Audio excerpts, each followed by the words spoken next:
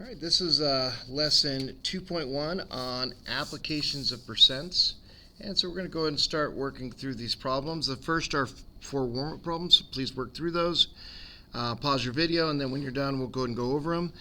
For the first problem here, I'm assuming you've already paused, so I'm going to go ahead and get started. For the first problem here, this is a calculator problem where we're just going to put this into our calculator. We'll do second n over d.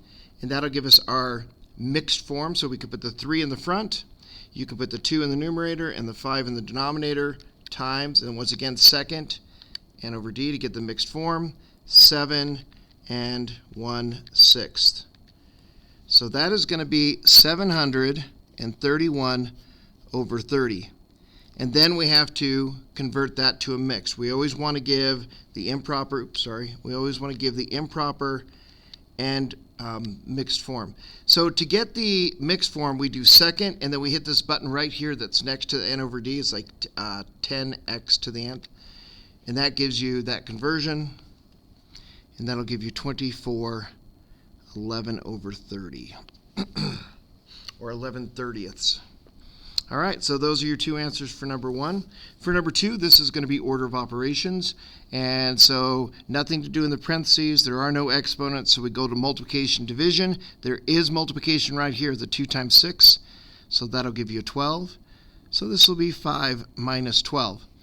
5 minus 12 is -7 because it is a war and the negatives win. For this problem here, looking at this, we have -2 to the third power minus 6. Nothing to do in the parentheses. There is an exponent, so we're going to have to do this first. Just a reminder, -2 to the third power is -2 times -2 times -2. So if you multiply all that out, you get -8. 2 times 2 is 4, and 4 times 2 is 8. There are 3 negatives. Negatives cancel in pairs when you multiply, so 2 of the negatives will cancel. So when I multiply these two, I get a +4, but then it would be +4 times -2, which is -8. So I'll put my -8 there. I could leave it in parentheses, just to point out, it doesn't change the problem. If I put -8 in parentheses, it's still -8 minus 6. This is an alliance of negatives. -14 is your answer. And for our last one here, we have a percent problem. In a class of 28 students, 25% were absent. How many students were in class? I'm going to go ahead and underline this. This is always important to focus on what the question is asking. I have a bad habit of like missing these, so underlining them has helped me focus on that. So 28 students, 25% were absent. So if I do 0.25 times 28, you put that in your calculator, you'll get 7.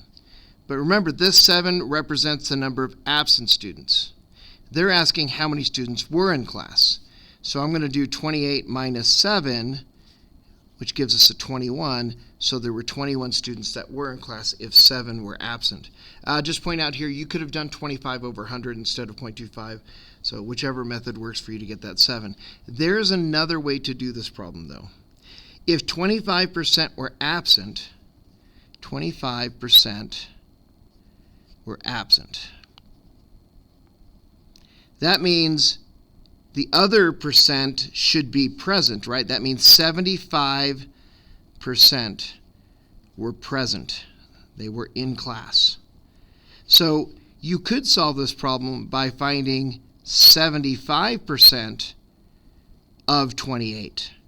And that would also give you 21. So it's another way to solve that problem is you can find out how many are absent, subtract from the total, or if you recognize that if 25% are absent, then whatever remains are present. So you subtract 100 from 25 to get 75. Because remember, percent means per 100. All right. For this first set of problems, these are going to be very familiar because we did problems like this in the first chapter.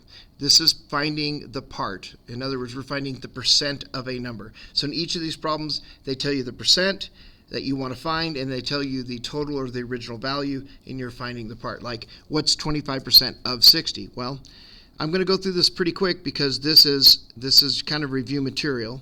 So we just do 0.25 times 60, or 25 over 100 times 60. Either of those work. And so if I do that on my calculator, I get 15. So in each case, the answer will be 15. Doesn't matter which one you used, right? So for the next one, we have a shirt that costs $40. It's on sale for 30% off, and they just want to know how much the discount is. They're not even asking us to find the new price. So this is, once again, going to be a multiplication. It's 0.30 times 40, and that is going to be 12 when you put it in your calculator. Once again, you could do 30 over 100, and I'm going to kind of stop telling you that you have the choice, you know that. I'm just going to use the decimal values. If you use the fractions to do that, that's fine. All right, for number 3, there are 120 students in school, 15% are left-handed. They want to know how many are left-handed. So that's just 15% of 120. So 0.15 times 120. So if I do 0.15 times 120, I get 18. So we have 18 left-handed students out of the 120 students. And then for the last problem here, we have a car that was originally worth $12,000. It depreciated 20% in 1 year. How much value did it lose? So once again, we want 20% of 12,000. So that's just going to be, once again, a multiplication problem. 0.20 times the 12,000. So that means the car lost $2,400 of value. All right, so that is the end of page 1 for lesson 2.1. Please continue on to page 2.